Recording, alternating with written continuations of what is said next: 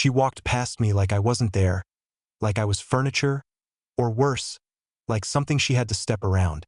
I heard the click of her heels, slow, deliberate, crossing the kitchen tiles, the hallway, the front door. She didn't say goodbye. She didn't say anything. She just grabbed her coat, picked up her phone, glanced at her reflection in the mirror like she was posing for someone else, and left. Then the silence hit. That awful kind of silence that makes the refrigerator hum sound like a chainsaw. I stared at the door. I stared for hours, not because I was waiting for her, but because I didn't know what else to do. I already knew where she went. I'd known for a week. I saw the messages. I saw the hotel booking. I saw the Uber receipt from 2 Fridays ago when she said she was visiting her sister. And you know what I did when I found all that? Nothing. I deleted the app. I cleaned the kitchen. I fed the dog. I sat on the edge of our bed and convinced myself I'd misunderstood. That maybe I was just insecure, paranoid, needy. She used to call me that. Needy. Tonight was different, though. Not because of what she did, but because of what I did. She came back around midnight. I didn't hear the door open. I just saw the light flicker under the bedroom frame and then her voice. Too casual, too sweet. Hey, hope I didn't wake you up. Wait up. Wait up for what? The man you lied to? The house you walked out of like it was temporary? I didn't say anything. I just lay still. My body faced the wall. My hands clenched the sheets. My voice stayed buried in my throat. And then she said the line, the one I'll never forget. I had a date. You're probably wondering if I'm going to lie about it. But I'm not. I had a date and it was great. No, just those exact words. I finally sat up, not because I wanted to fight, but because I physically couldn't breathe lying down anymore. I turned to her and stared at the woman I used to know. The same woman who once cried during car commercials.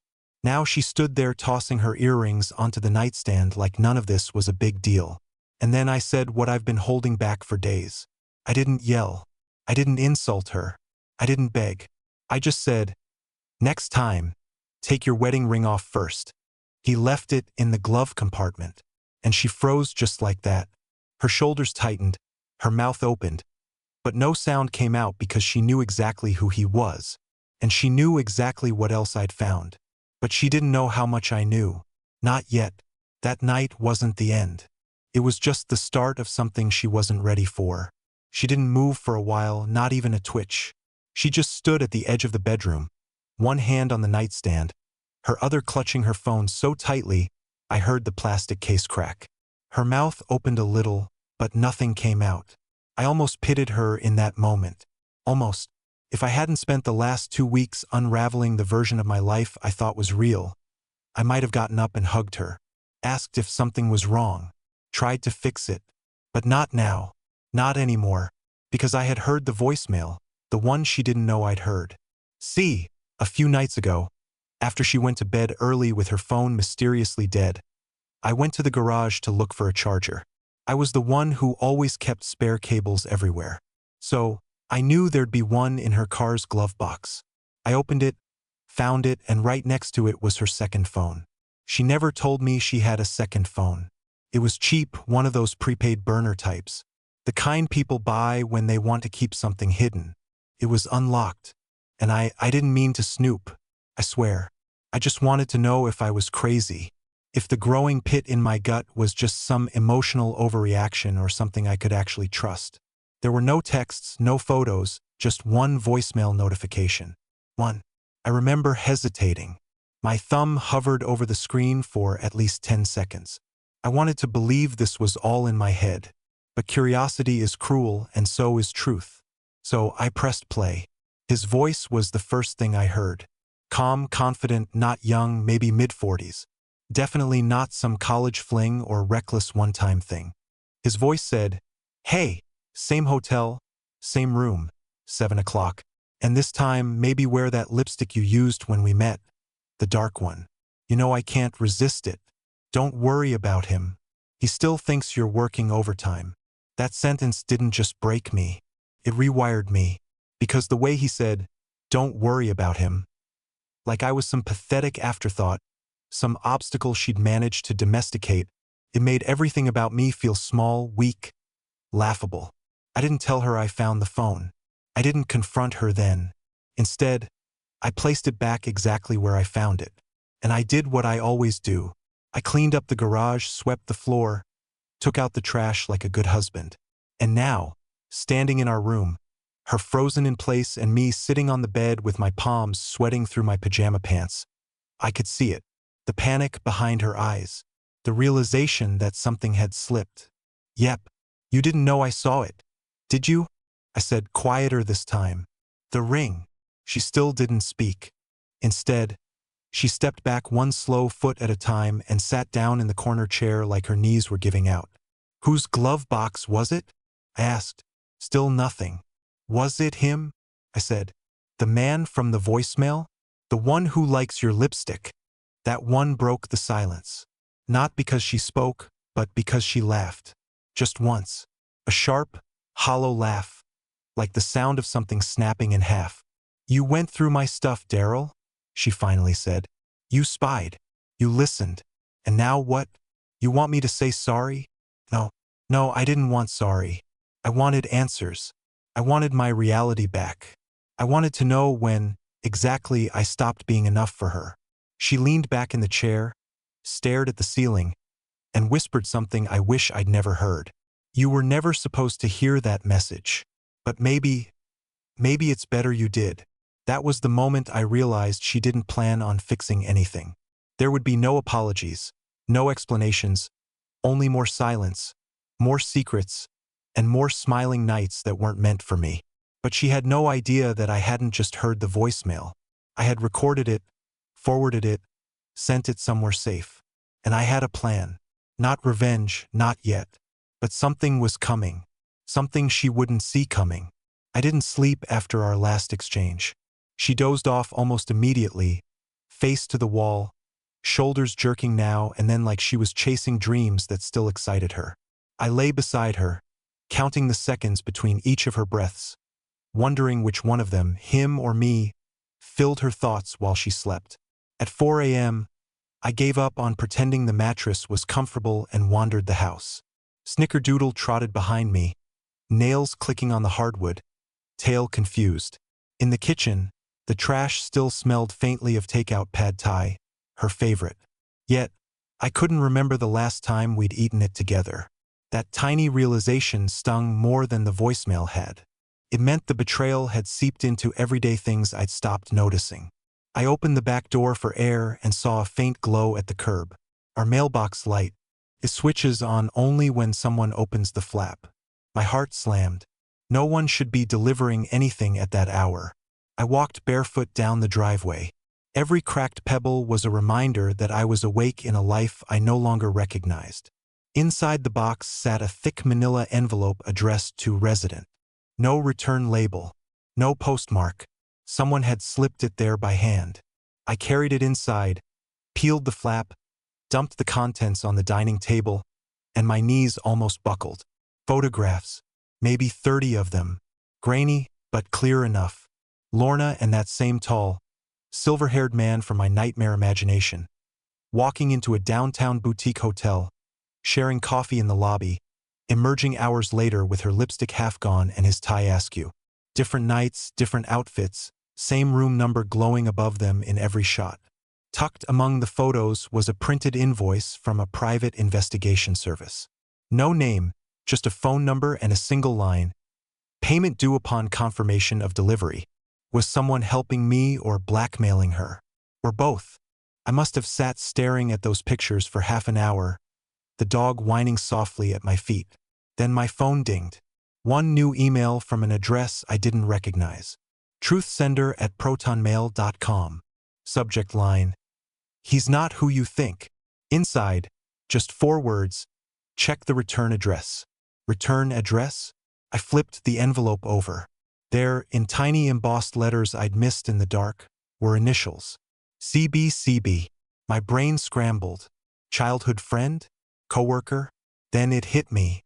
Callahan Brooks, Lorna's boss. The regional director who'd promoted her last year. He was married, 2 kids. A country club family photo splashed across his company's website. So the PI file wasn't for me. It was his. Callahan had commissioned surveillance on his wife. No, on his employee.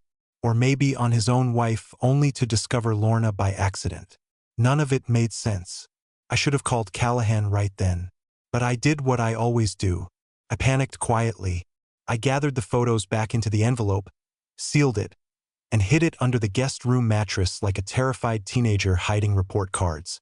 When the sun finally rose, Lorna shuffled into the kitchen in an oversized hoodie, acting like nothing had happened. She poured coffee, humming an old Taylor Swift song as if last night's confession was a rerun neither of us needed to discuss. Cleared my throat. "You ever get emails from your boss this early?" She froze mid-sip. "Why would you ask that?" "No reason." My voice cracked. "Betrayed me again. Just thought maybe he's checking in." She set the mug down too gently. Careful, calculated. "Daryl, don't start with weird questions. Not today. Not today." As though tomorrow would be more convenient for betrayal check-ins. I almost blurted out everything. The glove box, the voicemail, the photos. But something in her eyes stopped me. It wasn't fear. It was certainty. She had already decided how this chapter ended. And I was an extra, waiting for the director to yell, "Cut." So I tried a different tack. I asked to borrow her car for a tire rotation. An errand I didn't need, but which gave me a reason to leave with the burner phone still hidden in the glove box. She tossed me the keys without hesitation, trusting because she believed I was too weak to weaponize anything I found. At the garage, I didn't ask for service. I parked in the far corner and scrolled through the burner again, this time diving deeper. A hidden folder popped up after 3 rapid taps on the screen corner, a tech trick I'd learned from a YouTube hacking channel. Inside were voice memos. So many voice memos. The latest one chilled me. Lorna speaking softly. "I'll tell him tonight. He'll fold like he always does. By the weekend, we can move forward. Love you." A pause. Then her laughing. A laugh I hadn't heard from her in years. I sat in that car until noon. Engine off. Sun baking the dashboard. Listening to memo after memo. Plans to travel. Private jokes at my expense. Discussions about selling the house before he figures it out. Each laugh tore another seam inside my chest. When I finally drove home, I wasn't thinking clearly. I was thinking about survival, about self-respect, about how to reclaim even a sliver of dignity without turning vindictive. Because vindictive stories don't monetize well. And honestly, I'm not built for revenge. Instead, I made a call of my own. Callahan Brooks's receptionist answered. I gave a fake name, asked for 5 minutes of his time about a confidential HR matter, something better handled off the record. She scheduled me for tomorrow morning, 8:15 sharp. As I hung up, I realized my palms were slick with sweat. Yet, for the first time in weeks, my heartbeat felt purposeful. Not rage, not despair. Momentum. Lorna was waiting in the living room when I stepped inside, scrolling her main phone. She glanced up, asked if the tires were fine. I said yes. She smiled politely, already drifting back into her screen. Neither of us mentioned the overnight envelope or the growing silence between our words. But tomorrow at 8:15, Callahan would see those photographs. And depending on what he said, I'd finally know whether my marriage was dying alone or taking someone else's down with it. Because if I'm going to lose everything, I'm not going quietly. I got there 10 minutes early. I hadn't worn a collared shirt in months, but I ironed one that morning. Light blue, too tight around the neck. The kind of thing I used to wear when Lorna still noticed if I tried. I told myself it wasn't about impressing Callahan. But it was. Maybe I just wanted to feel like someone worth listening to for once. Someone real. The receptionist gave me a quick nod, typed something, and motioned toward the end of the hallway. "He's expecting you," she said without even looking up. The hallway was lined with framed photos of fundraisers, company barbecues, employee spotlights. One of them included Lorna standing next to Callahan, smiling too brightly, hand resting slightly too close to his elbow. I stared at it too long, until I heard the click of a door opening ahead of me. "Mr. Chapman?" he asked, voice calm, polished, professional. I nodded and followed him inside. His office was bigger than our living room. Leather chairs, a glass decanter of amber-colored something sat untouched on the side table. But what struck me the most was the faint scent in the air, warm vanilla and white amber. Her perfume, the one I bought her for our 5th anniversary. She never wore it anymore. Not for me anyway. Callahan gestured for me to sit. I did. He remained standing, arms crossed, watching me like a man who already knew the ending. "I assume you're not here for a resume review," he said. I didn't respond immediately. I reached into my coat, pulled out the envelope, the one I'd resealed with a fresh strip of tape, and laid it on the table between us. He didn't touch it. He didn't need to. "I received this," I said. "Delivered to my home. No note, no context, but I'm guessing it wasn't meant for me." Callahan finally sat, steepling his fingers. "No," he said after a pause. "It wasn't. So it's yours?" I asked, though we both knew it was. He looked at the envelope like it was radioactive. "A private investigator I hired made those. I thought my wife was cheating. Turns out it was someone else's." "Mine," I said. It wasn't a question. He didn't apologize, just nodded. Slow and deliberate. I tried to stop it. When I found out, I told her to cut it off, threatened her job. She called my bluff. "Because you didn't want the scandal," I guessed. "Because I didn't want to be humiliated," he corrected. And now here we are. I don't know what I expected. Some kind of guilt, some indignation, even anger. But he just sat there like it was Tuesday and we were discussing golf scores. I swallowed hard. "Is it still going on?" He gave me the same flat look Lorna gave when she wanted me to shut up without saying it. "She's smart enough to avoid the office now. But yeah, I assume it is." I stared at the photos again, his framed family smiling on the shelf behind him. "Do they know?" He didn't answer, which was an answer. "I need to ask you something," I said. "Was it him?" Callahan raised an eyebrow. "The man from the voicemail," I continued. "The one who left her that message. Was that you?" He blinked. Then something shifted. His expression hardened just slightly. "No, that's not my voice." The room seemed to spin. "So, there's someone else." "I'd bet money on it," he said. "She's not the type to stop at one." That hit me harder than anything else. Because as much as I hated what I already knew, I still clung to the idea that it was one person, one betrayal, one wound. Not a pattern, not a lifestyle, not a game. I nodded slowly, collecting myself. "I'm not here to blackmail you," I said. "I just needed to know." He gave a small, almost imperceptible shrug. "Doesn't matter either way. If that envelope leaks, we both drown." There was a long silence. Then I stood. "I won't be the one who opens it." I turned to leave, but his voice stopped me. "Mr. Chapman, for what it's worth, I think she picked the wrong man." I turned back, confused. "You're not as spineless as she thinks," he said. "That voicemail, the recording, holding on to it for weeks, that's the kind of quiet patience people underestimate." I didn't say anything. I didn't smile. I didn't agree. But I left with something new. Not confidence, not clarity. Just a bitter, slow-burning anger that no longer made me feel small. By the time I got home, Lorna was in the kitchen again. She was on speakerphone with someone I didn't catch the name of, talking about a weekend trip to get some air. She saw me enter and ended the call too casually. "You okay?" she asked. "You look weird." "Just a long day," I muttered.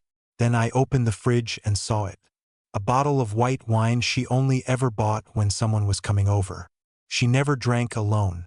She didn't even like wine. She said it gave her headaches. But there it was, open, half empty. One glass in the sink, 2 wet circles on the counter. Someone had already been here. She wasn't even trying to hide it anymore. And still, I didn't confront her. I went upstairs. I lay on the bed.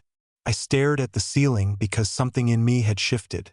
The man she thought I was, the man who cried quietly and folded laundry while his world collapsed, was still here. But something darker had moved in beside him, and it was just beginning to wake up. That night, I didn't eat dinner. Lorna reheated leftovers she didn't make, poured herself another glass of the same wine I'd seen on the counter earlier, the one she claimed gave her migraines, and sat on the couch like nothing was unraveling. I watched from the hallway for a while, not saying a word. She didn't notice me. When I finally walked in, she looked up. "You okay?" she asked, but she wasn't really asking. It was a formality, like asking your coworker how their weekend was while walking past their cubicle. Just noise. I nodded, walked past her, and went to the office, not to work, but to think. And when I say think, I don't mean brainstorm or process or journal. I mean, I stared at the dark screen for hours and imagined how much worse it could get. Not because I'm a pessimist, but because every time I'd assumed we'd hit bottom, Lorna proved there were more floors beneath us. That's when I remembered the burner phone. I hadn't touched it since the garage. I'd been afraid of what else I might find. Afraid of breaking myself open further. But that night, something changed. I didn't want answers anymore. I wanted control. I powered it up. No new messages. No missed calls. Just a familiar wallpaper she hadn't changed. A photo of a beach. Not one we'd ever been to.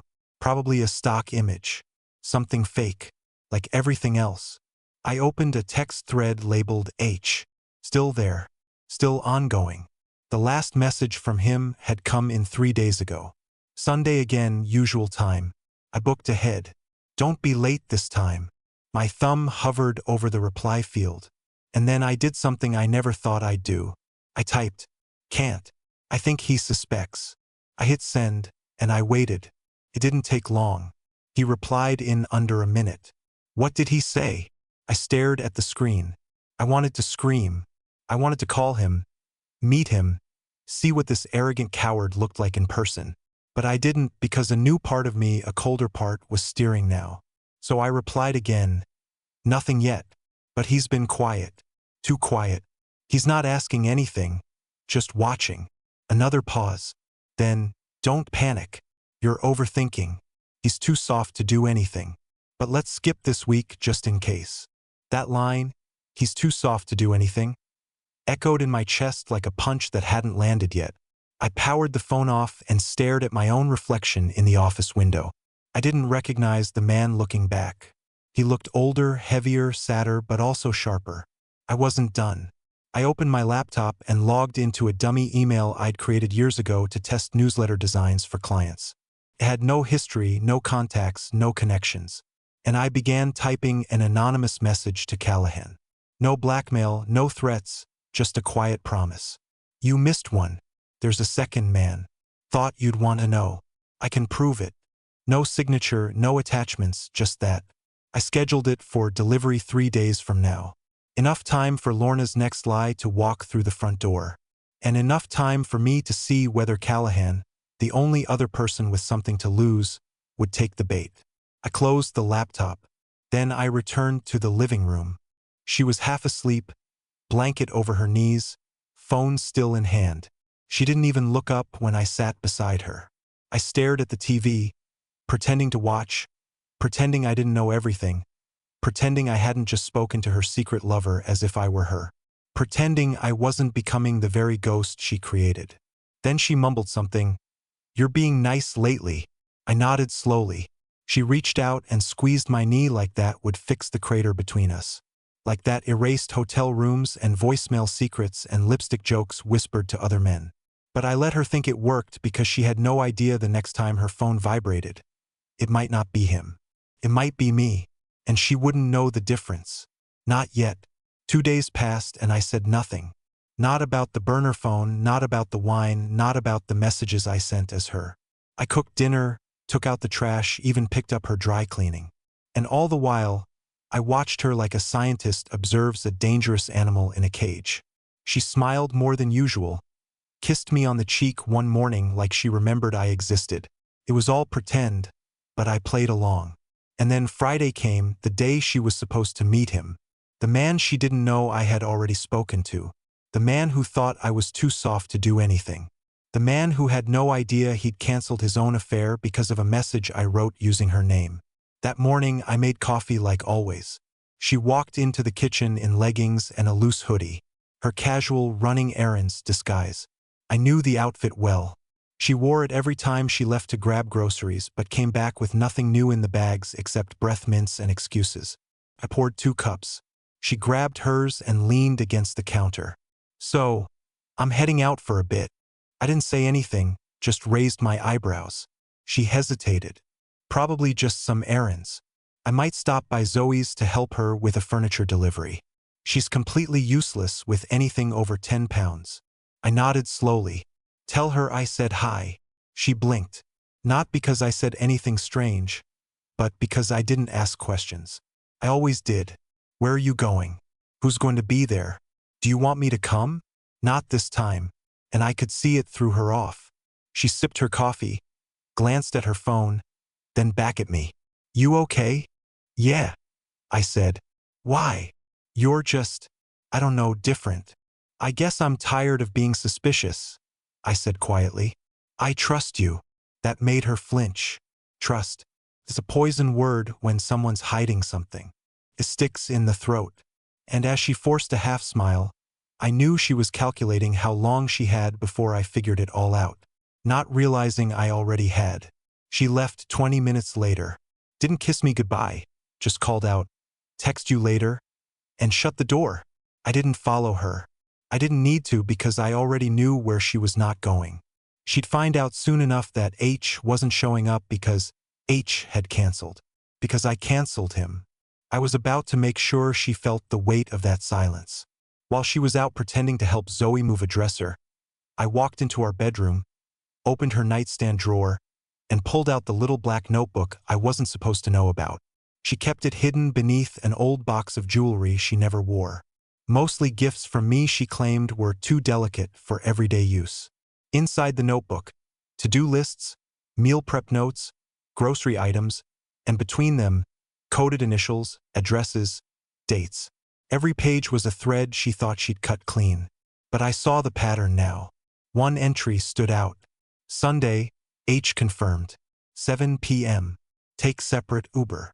Sunday, the same night as the canceled hotel meeting. Still written as if it were happening. She hadn't told him it was off. Or maybe she didn't get the chance. Or maybe she was planning to meet someone else. I flipped to the next page and found something worse. See birthday gift pickup after work. Callahan. Still him. I didn't know what was worse. That she was with 2 men, or that she couldn't keep the lies straight anymore. Maybe neither of them knew about the other. Maybe that was the game. I put the notebook back exactly where I found it. And I waited. She came home 2 hours later, walked in carrying a random bag of frozen vegetables and a receipt from a gas station she never uses. A planned alibi if I ever saw one. She dropped the bag on the counter and let out an exaggerated sigh. Zoe says hi. She almost dropped the bookshelf on her foot. I told her she needs to stop pretending she's invincible. I nodded. Glad you could help. She smiled like she'd just gotten away with a crime. Like she was proud of herself for weaving another flawless story. That night, while she was brushing her teeth, her phone buzzed on the dresser. I watched her eyes flick to it in the mirror. She didn't reach for it, didn't acknowledge it, but her shoulders tensed just enough to tell me everything. When she fell asleep, I checked it. It was from a new contact. Just one letter, D. Can't wait to finally have you to myself again. Call me if anything changes. So now there was a third. I sat at the edge of the bed with her phone in one hand, my heart thudding like it was trying to fight its way out. I felt hollow, smaller than ever, but not powerless. Because I finally understood the truth. She wasn't just lying to me, she was lying to them too. Spinning a dozen plates, whispering the same promises with different names. And I was the one man standing still in a house full of ghosts. But I wasn't going to scream.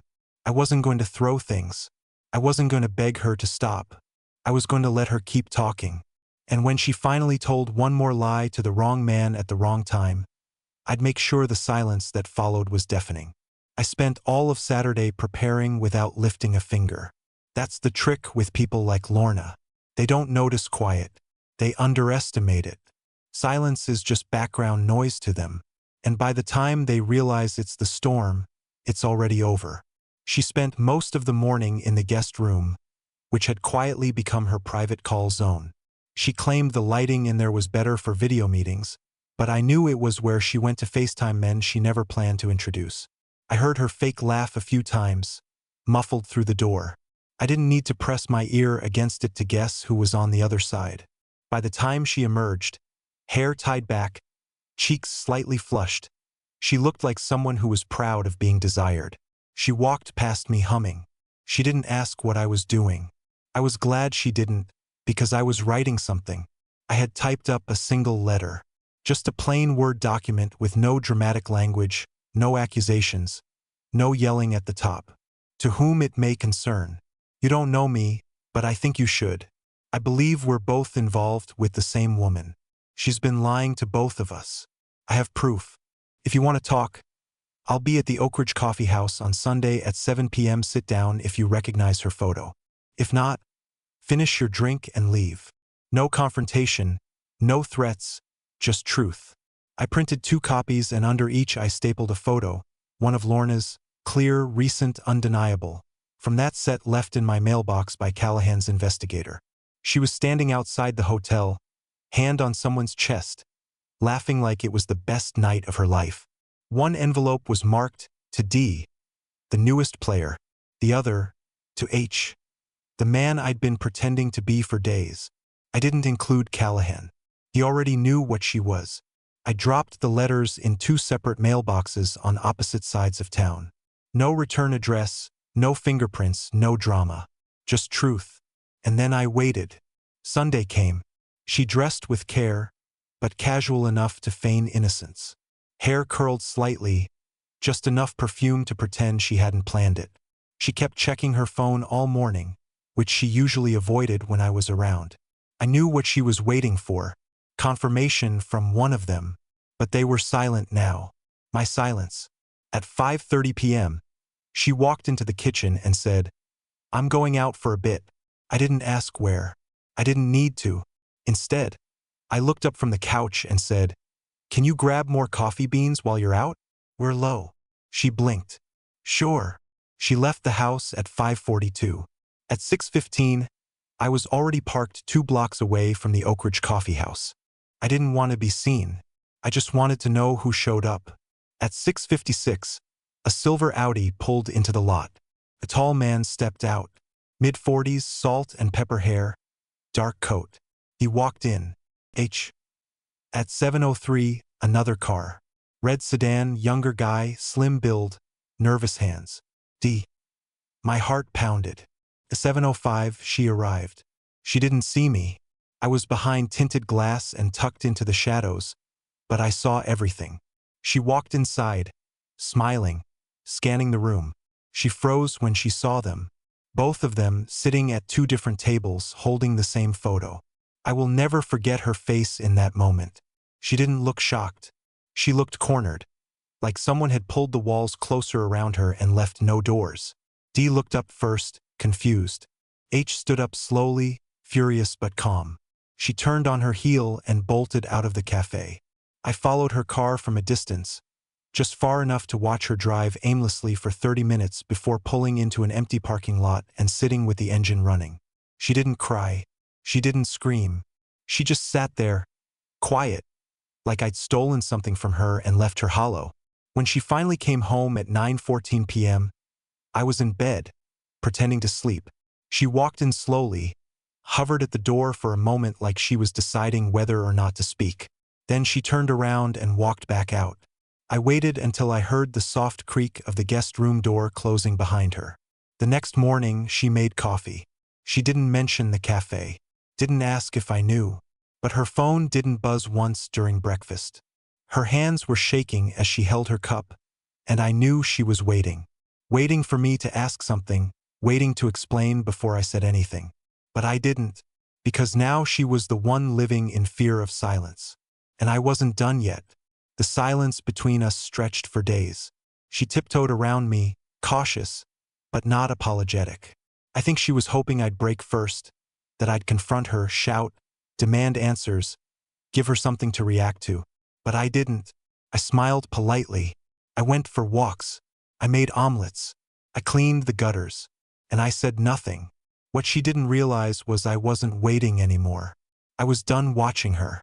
Done decoding her glances. Done standing in the ruins of a marriage she'd walked away from long before I did. The night everything changed wasn't dramatic. No big speech. No tears, no storm. It was quiet and gentle. I walked into the guest room where she'd been sleeping. She was sitting on the edge of the bed, fully dressed, staring at her phone with empty eyes. The same woman who used to light up a room now looked like someone who had lost all her scripts. I sat down beside her, just far enough not to touch. "I know," I said softly. She didn't respond right away, just exhaled slowly like she'd been holding her breath for a year. "I figured," she whispered. I nodded. "I don't hate you." Her eyes filled with tears. "Why not? I spent so long hating myself. It didn't leave much room." She started to cry then, and for once it wasn't a performance.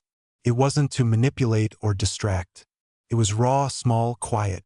"I didn't want to ruin everything," she said. "You didn't ruin everything," I replied, standing up. "Just us." And that was the most peaceful truth I've ever spoken. I didn't threaten her. I didn't guilt her. I didn't list the names or read the texts or hold up the photos. I just picked up my overnight bag, the same one I used for old work trips, and walked to the front door. "Where are you going?" she asked, not with panic, just hollow. "Somewhere I don't feel invisible." And I left. No dramatic exit, no slam doors, just one final goodbye to a version of myself I couldn't carry anymore. It's been 6 months.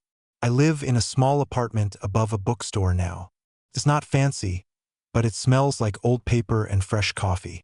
The owner lets me design flyers in exchange for free muffins. I adopted another dog, a grumpy mutt named Crosby who snores louder than I do. Snickerdoodles with me, too. Still loyal, still watching. Lorna and I never went to court. We sat across from each other at a quiet cafe. No lies, no games, and signed the papers like two people who were finally ready to stop pretending. She's not with any of them now. Not D, not H, not Callahan. I don't think she ever really wanted them. I think she just wanted to feel seen. And so did I. But now I see myself and I like who's looking back. That's my story.